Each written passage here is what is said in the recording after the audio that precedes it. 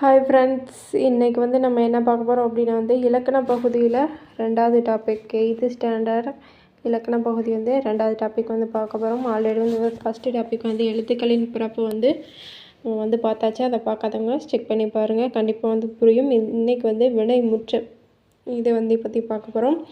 வினைச்சொல் அப்படின்னா என்ன அப்படின்னா வந்து ஒரு செயலை வந்து ஒரு அடிப்படையாக குறிக்கிறதா வந்து என்ன அப்படின்னா வந்து வினைச்சொல்.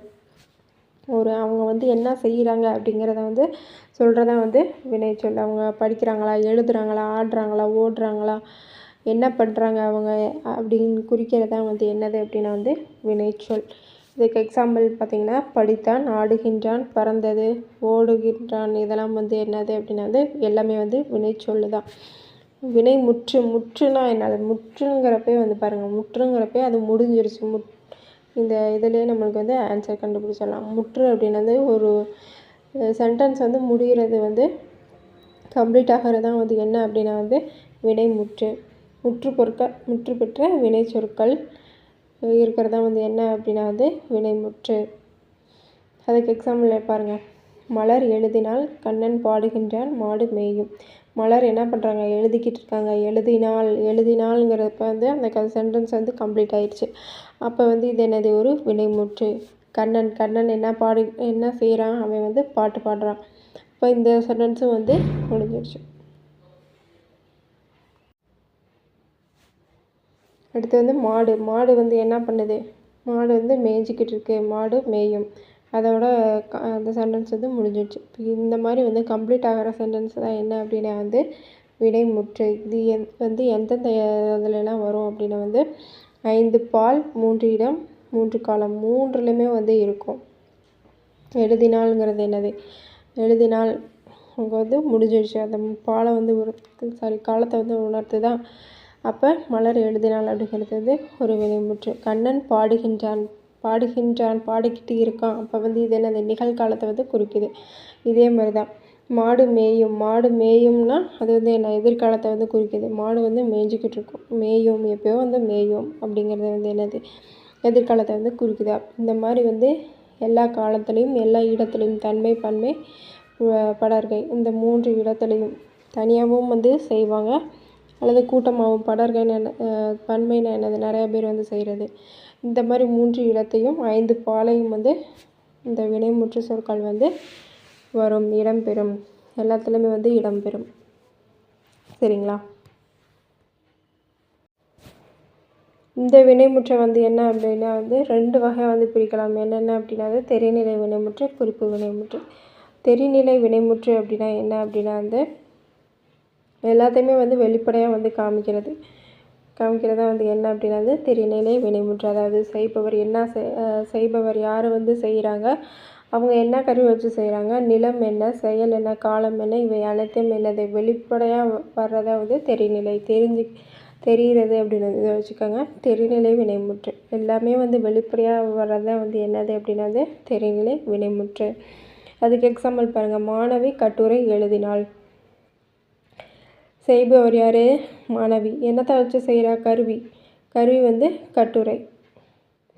எழுதினாளுங்கிறது என்னது? காலத்தில் வந்து வருதா? அப்போ மாணவி கட்டுரை எழுதினாள். இது வந்து எல்லாத்துலேயுமே வந்து வெளிப்படையாக வந்து காமிக்குது. அப்போ வந்து இது வந்து தெரிநிலை வினைமுற்று. அடுத்து வந்து குறிப்பு வினைமுற்று. இதுக்கு என்னன்னா இது வந்து தெரிநிலை வினைமுற்றோட ஆப்போசிட் அப்படின்னு வந்து வச்சுக்கோங்க. நம்ம வந்து தெரிஞ்சுக்கிறதுக்கு இதோட ஆப்போசிட்டு தான் வந்து இந்த இது. அது எதனால் அப்படி சொல்கிறேன்னா இதில் வந்து ஆரமே வந்து வெளிப்படையாக வந்து காமிக்கும். ஆனால் இந்த குறிப்பு வினைமுற்று என்ன அப்படின்னா வந்து ஏதாவது ஒன்றை தான் வந்து இதில் அடிப்படையாக வச்சு, இந்த 6ல் ஏதாவது ஒன்று அடிப்படையாக வச்சு காலத்தை வந்து வெளிப்படையாக காட்டாது. காலத்தை மட்டும் வந்து காட்டாது. இதில் வந்து காலம் வந்து இருக்கும். தெரிநிலை வினைமுற்றில் வந்து காலமும் நம்மளுக்கு வந்து தெரியும். இதில் வந்து காலத்தை மட்டும் காட்டாது. இதுதான் வந்து என்ன அப்படின்னா வந்து குறிப்பு வினைமுற்று. எக்ஸாம்பிள் பாருங்கள். எக்ஸாம்பிள் என்ன அப்படின்னா வந்து அவன் பொன்னன், அவ்வளோதான் கொடுத்துருக்காங்க. அவன் வந்து ஒரு பொன்னன். அவன் வந்து ஒன்று செஞ்சுக்கிட்டு இருக்கானா இல்லை அதை வச்சுருக்கானா அப்படிங்கிற ஒரு காலத்தை வந்து எந்த காலம்னே வந்து இது வந்து உணர்த்தலை. பார்த்திங்களா? அவன் ஒரு பொண்ணன், அவ்வளோதான். அவன் வந்து அப்போ செஞ்சானா இப்போ செஞ்சானா அந்த காலத்தை வந்து இது வந்து வெளிப்படையாக காமிக்கலை. அதனால் அது என்னது? குறிப்பு வினைமுற்று. இதில் வந்து தெரிநிலை வினைமுற்றுனா எல்லாத்தையுமே வந்து வெளிப்படையாக வந்து காமிக்கும். தெரிநிலை வினைமுற்று வந்து எல்லாத்தையுமே வந்து வெளிப்படையாக காமிக்கும். காலத்தையும் வந்து வெளிப்படையாக வந்து அவள் எழுதினாள், கட்டுரை எழுதினாள் அப்படிங்கிறது வந்து என்னது? எழுதினாள்ங்கிறது நிகழ்காலம். எழுதிக்கிட்டு இருக்காள்ல, எழுதி கொண்டு இருக்கிறாள் அப்படின்னா அதை வந்து நம்மளுக்கு வந்து நிகழ்காலம். எழுதினாள் அப்படிங்கிறது வந்து இறந்த காலம், எப்பயோ வந்து எழுதியிருக்கா. அப்போ அந்த காலத்தை வந்து சொல்லுது இல்லையா? அப்போ வந்து அது தெரிநிலை வினைமுற்று. ஆனால் இதில் வந்து அவன் பொன்னன் அப்படின்னு தான் வந்து கொடுத்துருக்காங்க. எடுத்துக்காட்டு வந்து அவன் பொன்னன் அப்படி தான் வந்து சொல்லியிருக்காங்க. அது நிகழ்காலமா எதிர்காலமா என்ன காலம் வந்து நம்மளுக்கு தெரியாது. இந்த மாதிரி வர்றதெல்லாம் என்ன அப்படின்னா வந்து குறிப்பு வினைமுற்று. சரி, இதுவும் வந்து ஈஸி தான். என்ன அப்படின்னா வந்து ஏவல் வினைமுற்று. ஏவுறது அப்படின்னு வச்சுக்கோங்க. ஏவுறது ஒருத்தவங்களை வந்து செய்கிற மாதிரி, அவங்கள வந்து ஆர்டர் பண்ணுறது சொல்லுவோம் இல்லையா? இதை செய் அதை செய்யின்னு சொல்லுவோம் இல்லையா? அந்த மாதிரி வரதெல்லாம் என்ன அப்படின்னா வந்து ஏவல் வினைமுற்று. இதுக்கு எக்ஸாம்பிள் எழுதுங்கள். இது வந்து தன்மையிலையும் வரும், பன்மையிலையும் வந்து வரும். ஒருமை பன்மையில் வந்து இது வந்து வரும். ஏவல் வினைமுற்று வந்து ஒருமையிலையும் வரும், பன்மையிலையும் வந்து வரும். சரிங்களா? ஏவுறது ஒருத்தவங்களை வந்து நீங்கள் இதை பண்ணு, இதை செய், இதை ஓடு, இதை வந்து படம் வர, இந்த மாதிரி சொல்கிறோம்ல, இது எல்லாமே வந்து ஏவல் வினைமுற்று தான். அடுத்து வந்து வியங்கோல் வினைமுற்று. வியங்கோல் வினைமுற்று அப்படின்னா என்ன அப்படின்னா வந்து வாழ்த்துதல், வைதல், விதித்தல், வேண்டல் எல்லாத்துலேயுமே வந்து வர்றது. அவங்கள வந்து வாழ்த்துறது, வியப்பாக வந்து சொல்கிறது, அவங்க வர்றாங்களாம், அவங்க வந்து போகிறாங்களாம், இந்த மாதிரி ஒரு வியப்பாக வந்து சொல்கிறது எல்லாமே வந்து வியங்கோல் வினைமுற்று. இது வந்து 4 டிஃப்ரென்ஷியேஷனில் வந்து வரும். வாழ்த்துறது, வையிறது, அவங்கள வையிறதும் வந்து வியங்கோல் வினைமுற்று தான். விதித்தல், அவங்கள ஏதாவது ஒன்று செய்யின்னு விதிக்கிறதும் வந்து வியங்கோல் வினைமுற்று தான். வேண்டுதல், அவங்கள ஏதாவது எனக்கு இது வேணும், அவங்கள வந்து கைக்குப்பி இந்த ஒரு இது வந்து வேணும் அப்படின்னு வந்து சொல்கிறோம் இல்லையா? இந்த மாதிரி வர்றதெல்லாம் என்ன அப்படின்னா வந்து வியங்கோல் வினைமுற்று. இதுக்கு எக்ஸாம்பிள் என்ன அப்படின்னா வந்து வாழ்க, ஒளிக, வாழியர், வாரல் இதெல்லாம் வந்து இதோட எக்ஸாம்பிள். இதுவும் வந்து பார்த்திங்கன்னா 3 இடங்களையும் வரும், 5 பால்களையும் வரும், 2 திணைகளையும் வந்து வரும். வியங்கோல் வினைமுற்று. ஆனால் நம்ம முக்கியமாக வந்து தெரிஞ்சுக்கிறது என்ன அப்படின்னா வந்து வரும் இல்லையா? இந்த டைப்பில் வந்து விதித்தலில் மட்டும் அது வந்து தன்மை இடத்துல வராது. இது வந்து ரொம்ப இம்பார்ட்டன்ட். விதித்தலில் மட்டும் இந்த வியங்கோல் வினைமுற்று வந்து தன்மை இடத்தில் வராது.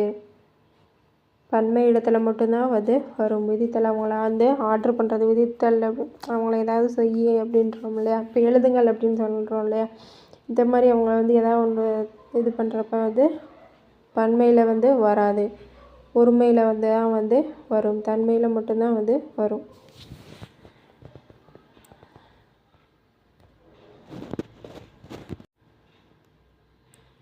இதில் வந்து நம்ம முக்கியமாக அது தெரிஞ்சுக்கிறது அப்படின்னு என்ன அப்படின்னா வந்து முக்கியமான பாயிண்ட்டு விதித்தலில் வந்து தன்மை இடத்தில் வராது.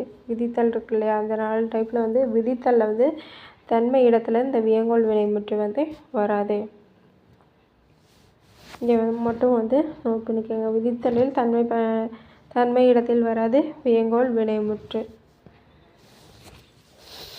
அவ்வளோதான். இந்த டாபிக் வந்து முடிஞ்சிருச்சு. அதுக்கடுத்து வந்து அடுத்த டாபிக் வந்து பார்க்கலாம். அதுக்கு முன்னாடி புக் பேக் கொஸ்டின் வந்து இந்த லெசன்லையும் வந்து பார்த்துடலாம். இதில் பாருங்கள், ஃபஸ்ட்டு வந்து மாடு வயலில் புல்லை மேய்ந்தது. இத்தொடரில் உள்ள வினைமுற்று முடிஞ்சு போச்சு இல்லையா? அப்போ புல்லை வந்து மேய்ந்ததுன்னு வந்து ஃபுல்லாகவே வந்து கொடுத்துட்டாங்க. ஒரு இது வந்து கம்ப்ளீட் ஆயிடுச்சு. அந்த சென்டென்ஸ் வந்து கம்ப்ளீட் ஆயிடுச்சு. மாடு வயல் புல் அப்படின்னு வந்து கொடுத்துருந்தாங்கன்னா அது என்னது முடியவே இல்லை. அது வந்து நம்ம வினைமுற்றுன்னு வந்து சொல்ல முடியாது. புல்லை வந்து என்ன பண்ணியிருக்கு, அது வந்து மேய்ஞ்சிருச்சு. இப்போ மேய்ந்ததுங்கிறது தான் வந்து வினைமுற்று. அடுத்தது இறந்த கால வினைமுற்று என்ன அப்படின்னா வந்து படித்தான் அப்படிங்கிறது. படிச்சுட்டான், வந்து படித்து முடிச்சுட்டான். படித்தான் அப்படிங்கிறது வந்து என்னது, ஒரு இறந்த காலத்தில் வந்து வருது. அப்போ இறந்த கால வினைமுற்று. அந்த செயலும் வந்து முடிஞ்சிருச்சு. படித்தான் அப்படிங்கிறது வந்து முடிஞ்சிருச்சு. அப்போ வந்து அது என்னது, இறந்த கால வினைமுற்று. அடுத்து வந்து ஏவல் வினைமுற்று சொல்லி, ஏவல் அப்படின்னா வந்து என்னது, ஆர்டர் பண்ணுறதுன்னு வந்து சொன்னேன் இல்லையா? ஓடு, படி இந்த மாதிரிலாம் வந்து வந்தால் என்னது, ஏவல் வினைமுற்று. அவ்வளோதான். இந்த புக் பேக் கொஸ்டின் வந்து முடிஞ்சு. இந்த வீடியோ பிடிச்சிருந்தால் லைக் பண்ணி ஷேர் பண்ணி மறக்காமல் சப்ஸ்கிரைப் பண்ணிக்கோங்க. உங்கள் ஃப்ரெண்ட்ஸுக்கும் வந்து கண்டிப்பாக சொல்லுங்கள். தேங்க்யூ.